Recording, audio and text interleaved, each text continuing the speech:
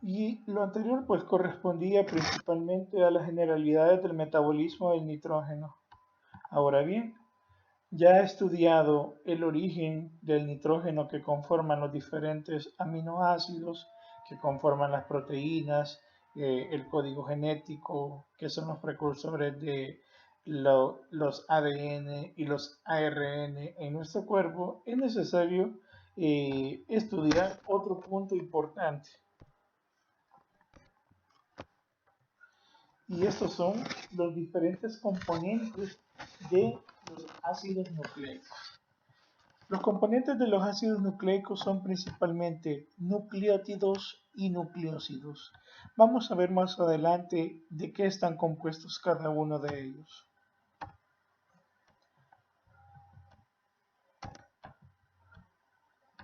Los ácidos nucleicos son dos tipos principalmente, el DNA y el RNA. El DNA corresponde principalmente al que guarda o al que contiene el constituyente primario de los cromosomas de las células y es el portador del mensaje genético.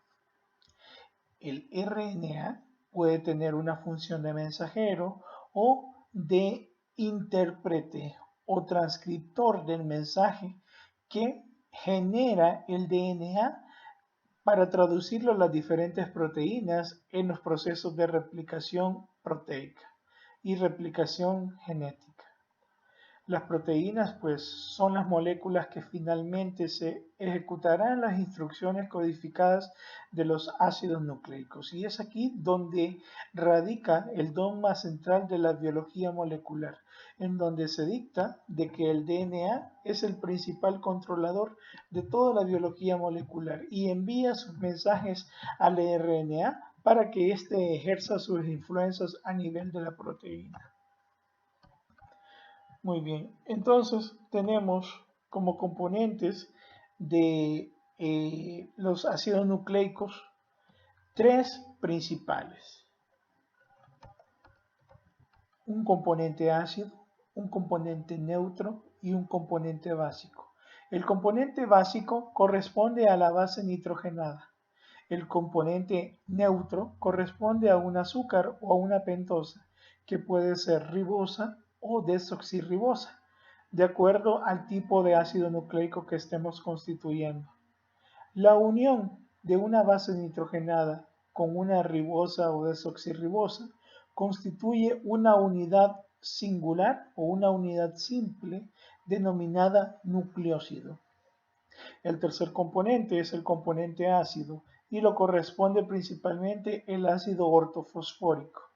El ácido ortofosfórico o simplemente fosfato se une al nucleósido para de esta forma formar nucleótidos. El conjunto de nucleótidos conforma un polinucleótido y los polinucleótidos conforman los ácidos nucleicos principalmente. Aquí observamos una imagen con la estructura química de los diferentes componentes neutros que corresponden a los azúcares. La ribosa es el componente principal neutro del ARN, o llamado también ácido ribonucleico. La desoxirribosa constituye el componente neutro del ADN, llamado también ácido desoxirribonucleico. Y pues corresponde estructuralmente la diferencia a nivel del carbono 2, en donde se extrae un átomo de oxígeno. Por eso se denomina desoxigenado o desoxi. La base nitrogenada corresponde al componente básico.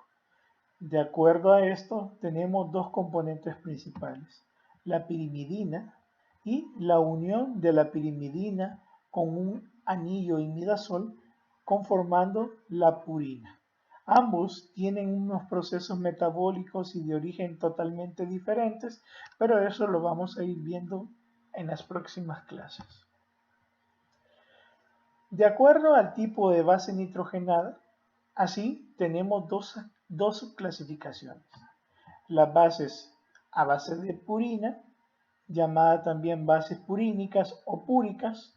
Dentro de ellos tenemos la purina, principalmente la adenina, en donde se une un grupo amino en el carbono 6 de la pirimidina, y la guanina, en donde se une un átomo de oxígeno en el carbono 6 y un grupo amino en el carbono 2. Las bases pirimidínicas corresponden principalmente a la pirimidina, a la timina, a la citosina y al uracilo. Existen propiedades que son características de cada una de estas bases nitrogenadas. Una de ellas es que existen dipolos, lo que los permite unirse en una distribución 3 y 5 y formar cadenas de doble hélice constituyendo el RNA. Son hidrofóbicas y tienen una disposición coplanar de los enlaces en cada anillo, siempre con una distribución específica CN, carbono-nitrógeno y carbono-carbono. Permite la medición de estas a través de la tautometría o la isomería dinámica. Tienen principalmente un carácter básico y la otra característica es permiten la absorción de la luz en el ultravioleta. Así que pueden ser modificadas por la radiación solar. Respecto a esto, la absorción de la luz en el ultravioleta se debe principalmente al carácter aromático, obteniendo un máximo de absorción cerca de los 260 nanómetros.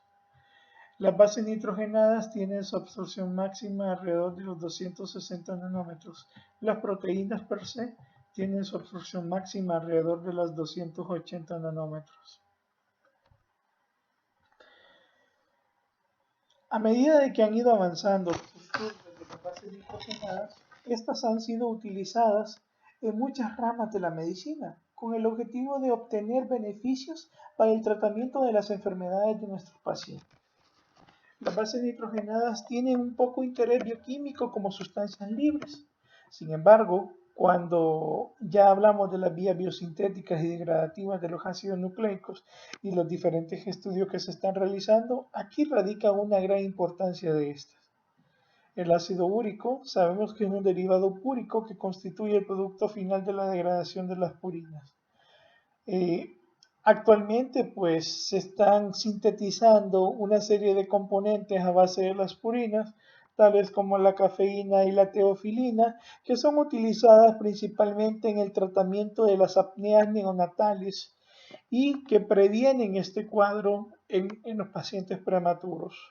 También se han desarrollado terapia antirretroviral a partir de análogos sintéticos, tales como antivirales como el aciclovir, el cual contiene 9,2-hidroximetilguanina, o el ganciclovir, muy importante para el tratamiento de la mononucleosis infecciosa, entre otras infecciones, cuyo componente es 9,1,3-dihidroxi-2-propocimetilguanina. También radica de gran importancia en el manejo de los pacientes con cáncer, constituyendo antitumorales sintéticos como el 5-fluorouracilo.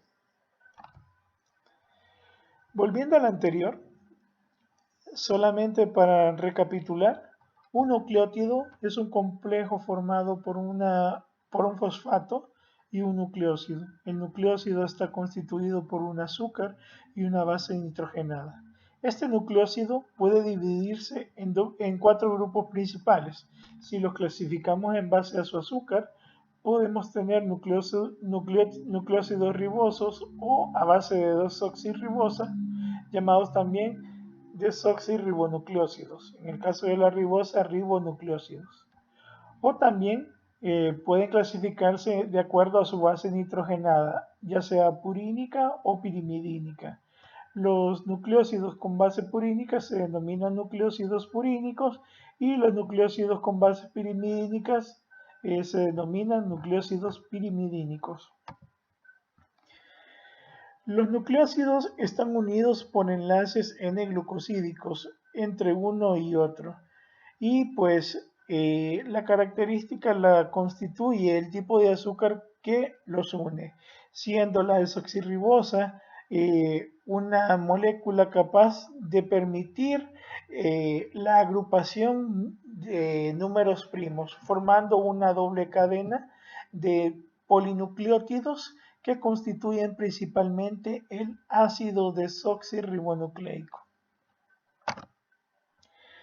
Así pues, los nucleósidos los podemos dividir en dos tipos, nucleósidos pirimidínicos y nucleósidos purínicos. Dentro de los nucleósidos purínicos tenemos la adenosina, la desoxiadenosina, la guanosina y la desoxiguanosina, de acuerdo a si son ribonucleótidos que se encuentran a la izquierda o desoxirribonucleótidos que se encuentran a la derecha. Dentro de los pirimidínicos tenemos la citidina, desoxicitidina, la uridina y la timidina, que corresponde principalmente a la desoxitimidina. Otros nucleósidos de interés biológico y clínico, pues tenemos la puromicina, que es un antibiótico, la arabinosiladenina, que es un antiviral y anticancerígeno, la AZT o sidobudina, que es un derivado de la timina y que tiene una función muy importante en el tratamiento, ya sea temprano o profiláctico, de el VIH-Sida. Aquí pues solamente es recordatorio de la composición de los nucleótidos formados por un nucleósido infosfato y el nucleósido formado por una base nitrogenada más un azúcar. Y nuevamente hablamos de la clasificación en base a la base purímica o pirimidínica o en base al azúcar, ya sea en ribosa o desoxirribosa.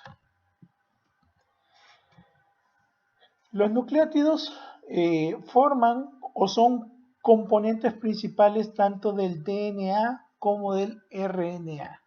Los nucleótidos que conforman el ARN son principalmente la adenina, el guanilato, que forma principalmente guanina, uridilato, que forma el uracilo, y el citidilato, que forma la citina.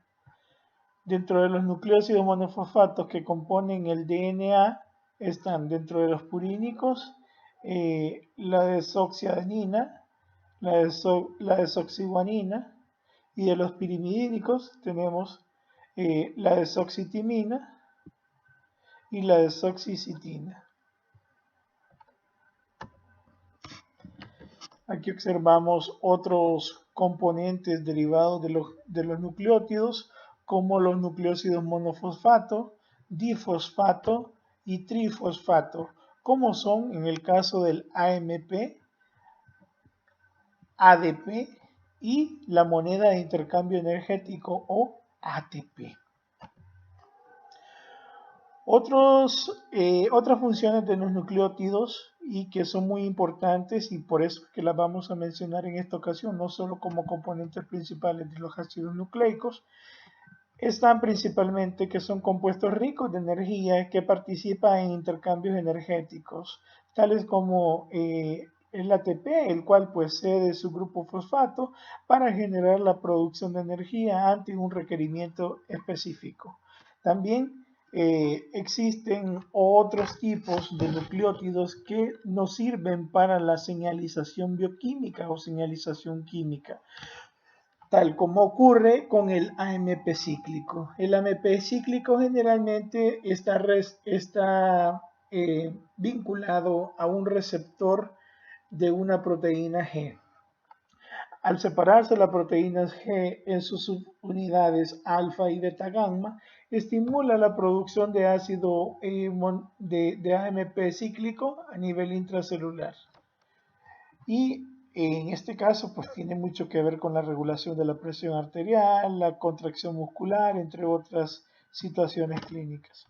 Dentro de los componentes estructurales como cofactores intermediarios y metabólicos tenemos los equivalentes NAD y FAD, que nos ayudan también a la producción de energía. También, y su función principal constituye es el formar los ácidos nucleicos, ya sea RNA o DNA. A medida que se han ido estudiando los diferentes nucleótidos, nucleósidos y ácidos nucleicos, se ha estimulado que existen diversos tipos de estructura. Se ha estipulado de que, o se han descrito desde una estructura primaria, secundaria, hasta estructuras de orden superior. La estructura primaria corresponde a un polímero lineal formado por la unión de diversos tipos de nucleótidos mediante un enlace fosfodiéster. Los enlaces fosfodiéster permiten la unión entre uno y otro nucleótido. La estructura secundaria permite una disposición espacial relativa de los nucleótidos que se encuentran próximos en la secuencia, tales como una secuencia de doble cadena como el DNA o de una cadena simple como el caso del RNA, que se caracteriza principalmente por la presencia de protuberancias, bucles, horquillas en determinadas regiones de cada molécula. Dentro de las estructuras de orden superior, aquí agrupamos todas aquellas de orden superior a los niveles primario y secundario, como el DNA resultante del superenrollamiento y de la asociación de las proteínas básicas, formando principalmente la cromatina y los cromosomas, o en el caso de RNA, cumpliendo su función en el plegamiento tridimensional definido del RNA de transcripción.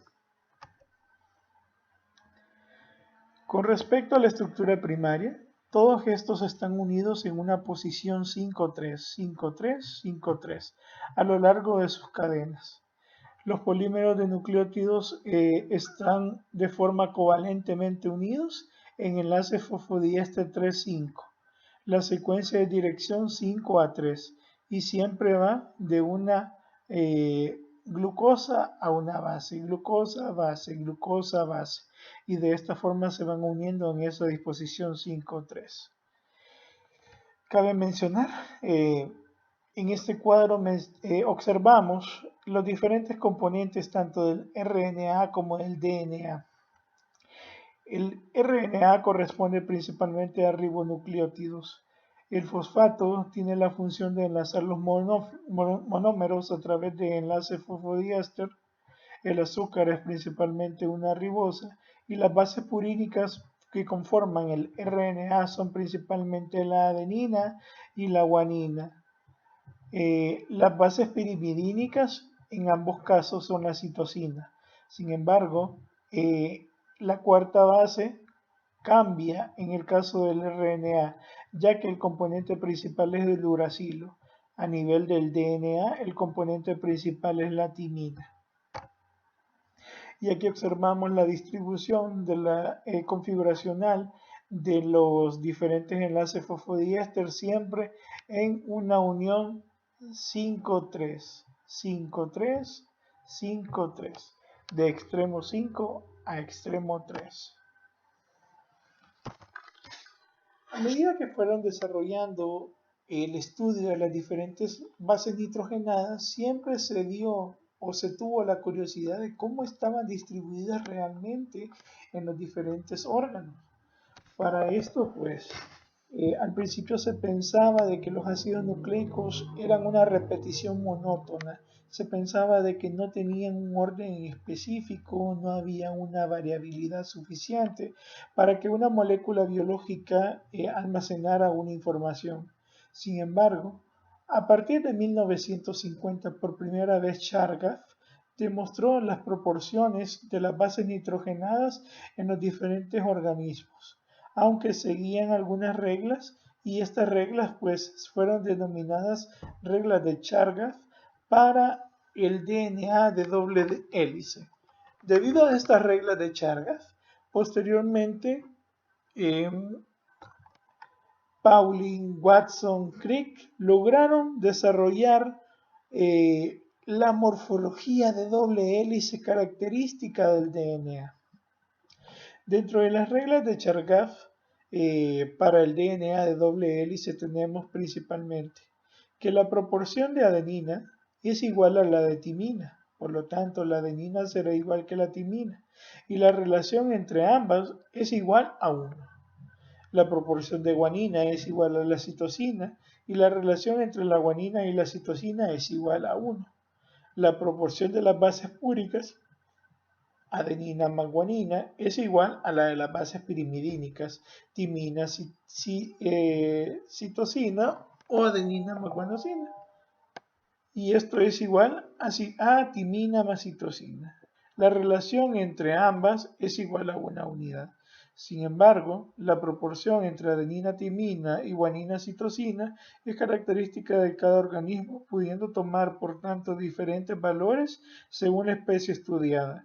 Este resultado indicaba que los ácidos nucleicos no eran la repetición monótona de un tetranucleótido y que existía una variabilidad en la composición de las bases nitrogenadas entre un individuo y otro.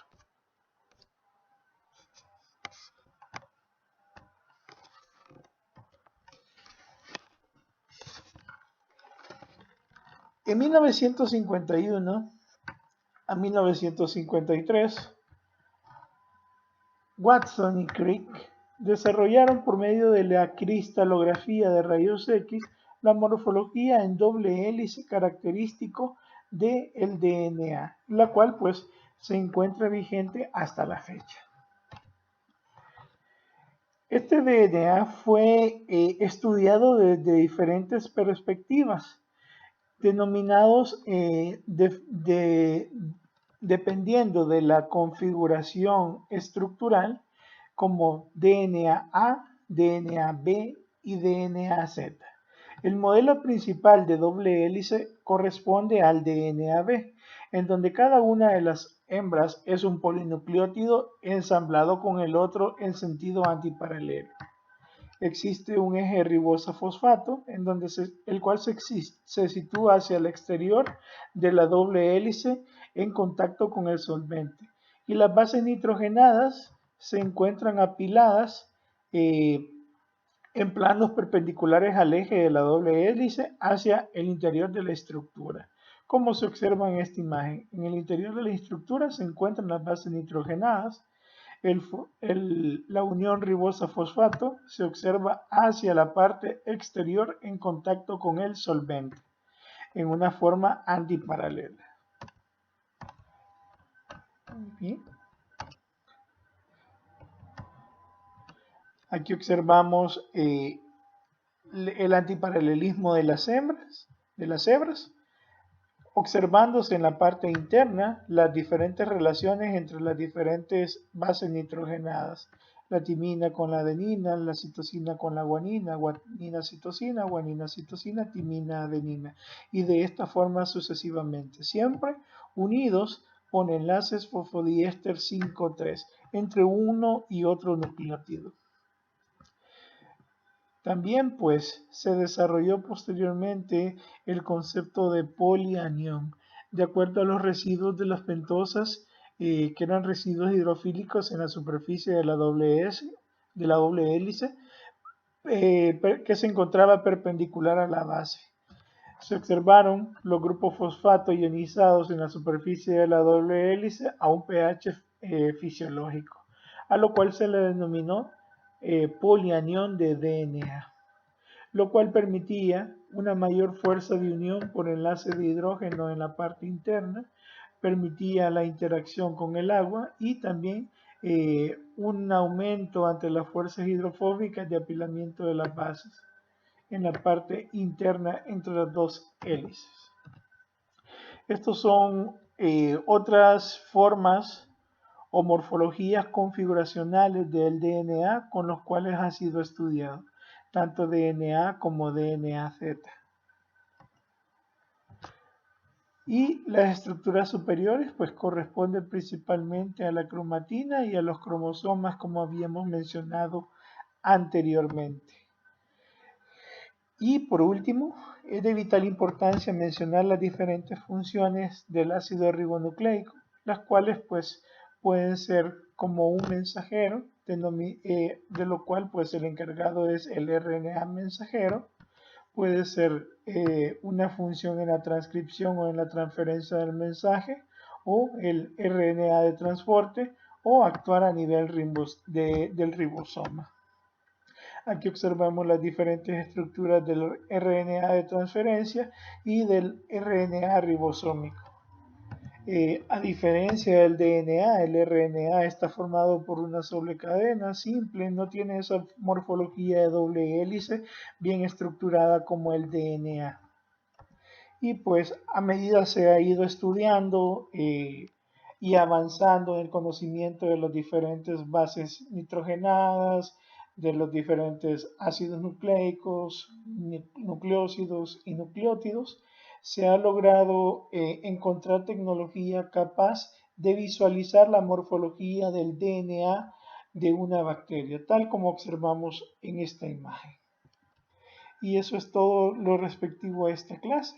Nos vemos en la clase 3.